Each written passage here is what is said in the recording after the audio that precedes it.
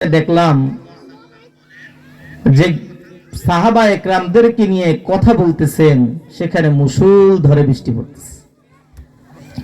আমি ভাবলাম আপনার ঠান্ডা লেগে যাবে, ঠান্ডা যেন না লাগে এই কারণে আমি তাড়াতাড়ি এসে লঙ্গি এবং গামছা নিয়ে রেডি হয়েছি। সুবহানাল্লাহ বলবেন না?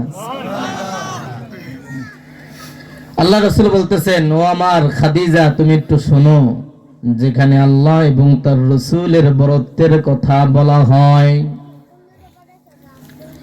সেখানে দুনিয়ার কোনো বৃষ্টি পড়ে না।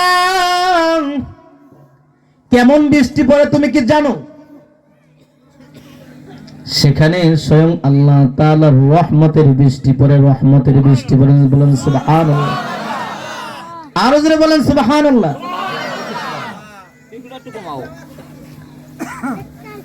তুমি যে বৃষ্টি দেখেছো সেটা কোনো দুনিয়ার কোনো পানি না, দুনিয়ার কোনো পানি না। বলেন এখানে আমি আর আপনারা কথা বলতেছি, কার বরত্বের কথা বলতেছি? জোরে বলেন, আরো জোরে বলেন, কার? যারা দোকানে আছে তারা কি এই বৃষ্টির ভিতরে আসেনি? জোরে বলেন, আরো জোরে বলেন, আসেনি। তাহলে আমরা কি বৃষ্টির ভিতরে আছি না? নাই। যতক্ষণ পর্যন্ত এই মজমা থাকবে, এটা জান্নাতের বাগান, এই জান্নাতের বাগানের ভিতরে যারা থাকবে তাদের শরীরেই আল্লাহ তাআলার রহমতের বৃষ্টি বর্ষিত হতেই থাকবে। আরো জোরে বলেন সুবহানাল্লাহ। ঘটনা তো একটা মনে পড়ে গেছে, এখন পর্যন্ত ভূমিকায় আছি, ভিতরে ঢুকতেই পারলাম না। বলবো ঘটনাটা? বলবো? যারা যারা সুবহানাল্লাহ বলছেন, কার বরত্বের কথা বলছেন? জোরে বলেন, কার?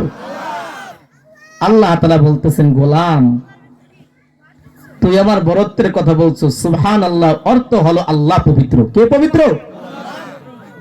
মনে করেন বাংলাদেশের একটা ডাকাত দল এই দেশে চুরি বাটপারি করতে করতে এখন মানুষের বাড়ি আর যাইতে পারে না। চিন্তা করতেছে ডাকাতের সর্দার যে এই দেশে আর চুরি করব না, বাহিরে গিয়ে চুরি করব। কোথায়? আফগানিস্তান। কোথায়? জোরে বলেন, কোথায়? আফগানিস্তানে একটু চুরি করব, কারণ বাংলাদেশে চুরি করা শেষ।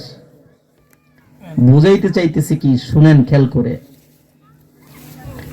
চিন্তা করতেছে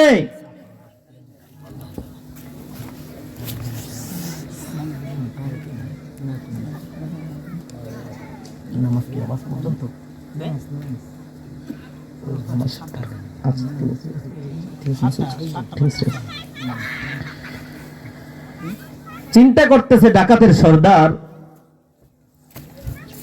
যে বাংলাদেশে আর চুরি করা যাবে না, কারণ আমরা যে হারে চুরি করেছি ধরা খাইয়ে গেছি, এখন চুরি করতে হবে আফগানিস্তানে। ওই ডাকাতের সর্দার জানে না যে আফগানিস্তানে কোরআনী শাসন চলে, কোরআনী শাসন চলে। ঘটনাক্রমে ডাকাতের সর্দার আফগানিস্তানে গেছে। যাওয়ার পর এক দেশে যাওয়ার পরে কিন্তু চুরি করতে পারে না। চুরি করতে পারে? আপনাদের ঘরে গরু আছে, পটুয়াখালী থেকে এক চোর আসছে, আপনার ঘরে গরু, সে কি গরু আছে এটা কি জানে? জানে? জানতে হলে এই এলাকার সহযোগিতা লওয়া লাগবে কিনা? না লাগবে না? লাগবে, অথবা কয়েকদিন থাকতে হবে নাকি? ওই ডাকাতের সর্দার দেখতেছে যে এই এলাকার ভিতরে সবাই নামাজ পড়ে। সবাই কি করে? নামাজ পড়ে। সবাই রোজা রাখে। জামাতের সময় যখন হয়ে যায় সবাই এক কাতারে জামাতে শামিল হয়। কেমনে চুরি করা যায়? কেমনে চুরি করা যায়?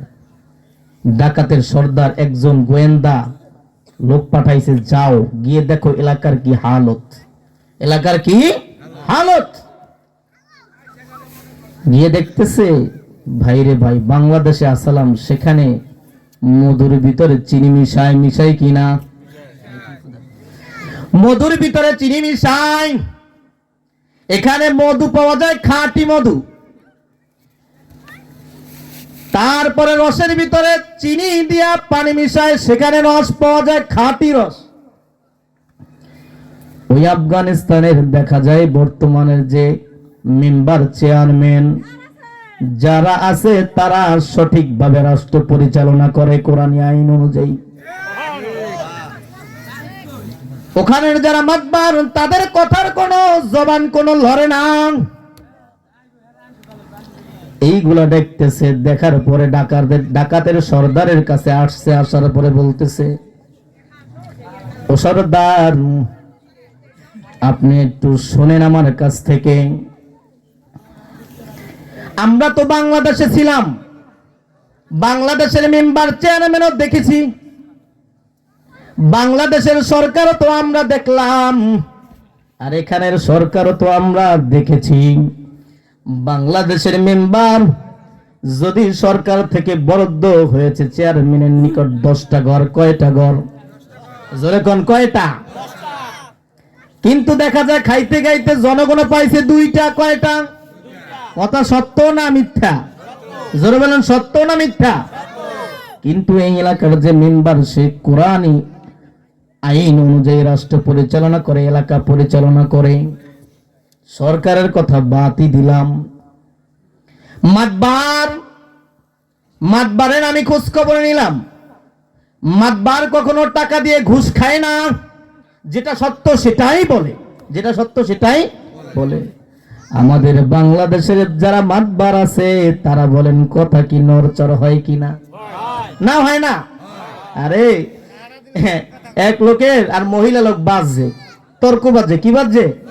মাতবারের কাছে গেছে বিচার, মাতবারের কাছে বিচার গেছে, আর যাওয়ার পরে বলতেছে, মহিলা মানুষ তো, সে বলতেছে আমার পক্ষে কথা বলবেন, আমার পক্ষে কথা বলবেন।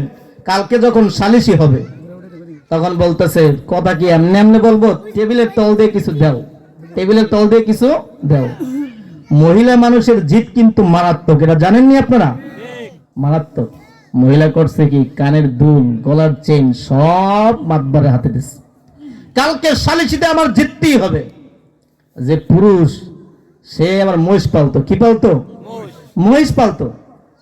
সে একটা বারে রাত্রেবেলা একটা মহিষ লেগে গেছে, এই মাতবার সাহেব কালকে সালিশিতে আমার জিততেই হবে, এই মহিষ আমি দিলাম, মহিষ আমি দিলাম। ঘটনাক্রমে যখন সালিশি বসছে, বসার পর এখন দেখতেছে মহিলা মানুষ, সে দেখতেছে সব কথা ওই যে মহিষ দিয়েছে তার পক্ষে যাইতেছে। এখন মহিলা দিছে কি? স্বর্ণ। মহিলার কি দিছে? স্বর্ণের চেন, হ্যাঁ, কানের দুল দিছে, আর কথাও যাইতেছে কোথায়? মহিষ যে ব্যক্তি যেতে তার পক্ষে কথা যাইতেছে। এখন কিভাবে মনে করাই দেবে? কিভাবে মনে করাই দেবে? বলতেছে মাতবার সাহেব স্বর্ণমুখে বলো কথা, স্বর্ণমুখে বলো কথা। মাতবার সাহেব বলতেছে, আরে ওই লোকের মহিষে ভুলাইছে কথা, ওই লোকের মহিষে ভুলাইছে কথা। আরে বর্তমানের মাতবার তো এই হালত, বাংলাদেশের মাতবারের তো এই হালত। টাকা দেবা, হকের কথা বাদ, বাতিলের কথা শুরু হয়ে যাবে। কথা বলে ঠিক কিনা? আজ এই ডাকাতের সর্দারের কাছে বলতেছে, আরে বাংলাদেশে ভালোই আছিলাম, আফগানিস্তানে এসে দেখতেছি কথা কোনো নড়চড় হয় না, কোনো ঘুষ চলে না। সুতরাং চালাতে হবে রাষ্ট্র কি দিয়া? জোরে বলেন, কোরআন দিয়া। এক পর্যায়ে ওই এখন ডাকাতের সর্দারে বলতেছে, রাখ, চুরি তো করতেই হবে, যেহেতু দূর থেকে গেছি, কি করা যায়? সবাই কোন লিবাসে আছে? বলে লিবাসে আছে, সবাই পাঞ্জাবি পরে, টুপি পরে।